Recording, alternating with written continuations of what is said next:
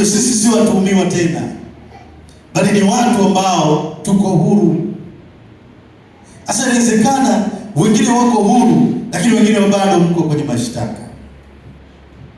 Jioni ya leo Mungu anatamani sana hayo tunayoshtakiwa nayo yasiwepo katika jina la Yesu. Haleluya, haleluya, yasiwepo katika jina la Yesu. Jambo la tatu, msalaba una nguvu wa kutupatia ushindi wa milele.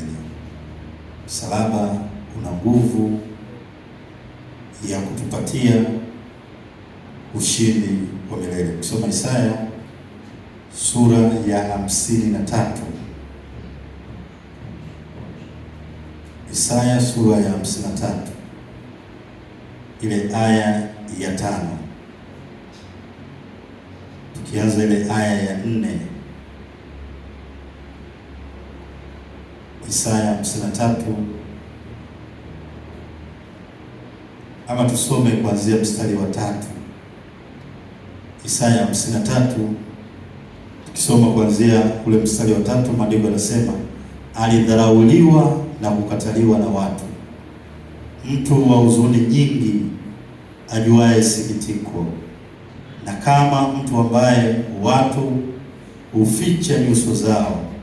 Alidharauliwa, wala hatukumhesabu kuwa ni kitu. Hakika ameyachukua masikitiko yetu, amejitwika huzuni zetu.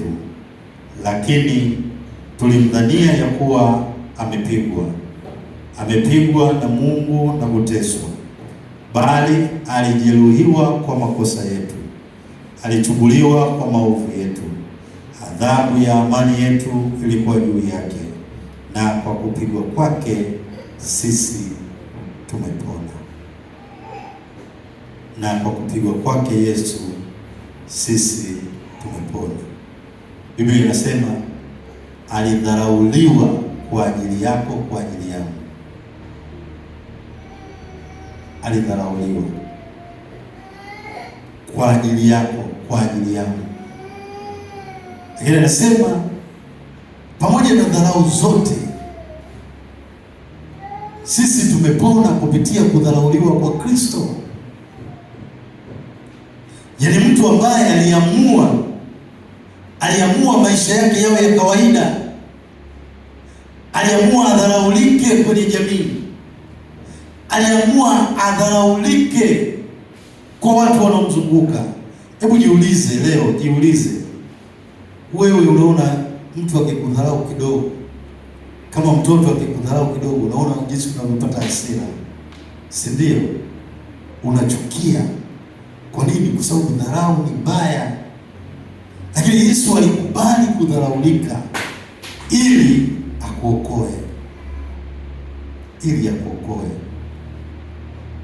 Unapomtafakari Yesu kwenye maisha yako, unaona nini? Hapa kupitia maandiko haya, Biblia inatuonyesha tumepata uponyaji wa kiroho na wa kimwili kupitia kuteswa kwa Yesu. Tumepata uponyaji wa kiroho na wa kimwili. Uponyaji huu unatokana na adhabu ya Kristo. Yaani mwingine ameadhibiwa, wengine tumepona. Ni kama wakati mkiwa shule, unajisikiaje? Wenzako mmekosea watu 4, alafu wa kwanza ameitwa mbele, ameanza kuchapwa. Mlizokuwa mchapo wote 4, kwa hiyo ameanza kuchapwa yule wa kwanza. Alafu mwalimu baada ya kumaliza yule wa kwanza, mwalimu anapata dharura, sasa nyinyi wengine baadaye. Ama amesikiliza maelezo yenu, akaona anakosea kuwachapa. Kwa hiyo yule mwenzenu wa kwanza amechapwa, nyinyi mkasamehewa. Unajisikiaje? Yaani unajisikia vizuri, si ndio? Sasa Yesu anapigwa kwa ajili yako, yaani badala ya kupigwa wewe, anapigwa yeye ili wewe upone. Unaona huo upendo ulivyokuwa wa ajabu. Yesu asifiwe. Yesu asifiwe. Unaona huo upendo ulivyokuwa wa ajabu. Yaani mtu anakubali kudharauliwa, mtu anakubali apigwe, mtu anakubali achekwe, mtu anakubali atukanwe kwa ajili yako. Sijui miaka hii tunaifahamu jinsi mambo yalivyo. Yaani mtu akubali kudharauliwa kwa ajili ya mwingine, mtu akubali achekwe kwa ajili ya mwingine, mtu akubali atukanwe kwa ajili ya mwingine. Niliwahi kumsikia mama mmoja anawaambia wenzake, yaani nataka shughuli yangu iwe nzuri. Mwenzake akamwambia, si tunafanya hivi hivi. Wewe unataka nichekwe? Watu wanaogopa kuchekwa, watu wanaogopa kudharauliwa. Bwana asifiwe sana. Bwana asifiwe. Yesu anakubali kubeba hayo madhaifu kwa ajili yetu. Mimi na wewe mara ngapi tumekubali kubeba madhaifu kwa ajili ya wengine? Leo hii unaona tuna amani na Mungu kupitia msalaba. Kifo kilishindwa kwa sababu ya msalaba. Kupitia msalaba tuna uzima wa milele. Bwana asifiwe. Bwana asifiwe. Kupitia msalaba tuna uzima wa milele. Kupitia msalaba tuna tumaini lisiloisha. Tuna tumaini lisiloisha. Kwa hiyo tunapotafakari msalaba, tuone ni mahali pa msamaha. Msalaba ni mahali pa msamaha. Msalaba ni mahali pa ushindi. Msalaba ni mahali pa neema. Usiutazame msalaba kama historia tu, bali jitahidi uone kama chanzo cha nguvu za Mungu kwenye maisha yako. Bwana asifiwe. Bwana asifiwe. Ngoja nirudie hapo. Usiutazame msalaba kama historia. Maana unaweza ukaona msalaba ukaona utazama kama historia, bali utazame msalaba uone kama chanzo cha nguvu za Mungu katika maisha yetu. Ukiutazama msalaba kama chanzo cha Mungu kwenye maisha yako, utamwona Mungu. Bwana asifiwe.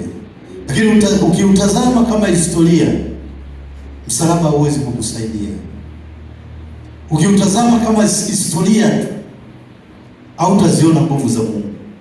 Lakini tunapoutazama msalaba, Biblia inasema msalaba kwao wasioamini ni upuuzi, bali sisi tunaookolewa ni nguvu za Mungu. Yesu asifiwe sana. Jioni ya leo natamani sana tunapoendelea na mfungo, tumwambie Mungu nguvu zake zisitupungukie. Nguvu za Mungu zikipunguka kwenye maisha yetu, ndio unaona tuna magonjwa kila siku. Nguvu za Mungu zikipungua kwenye maisha yetu, ndio unaona mashambulio kutoka kwa adui. Nguvu za Mungu zikipungua kwenye maisha yetu, ndio zile unaona hauzioni baraka.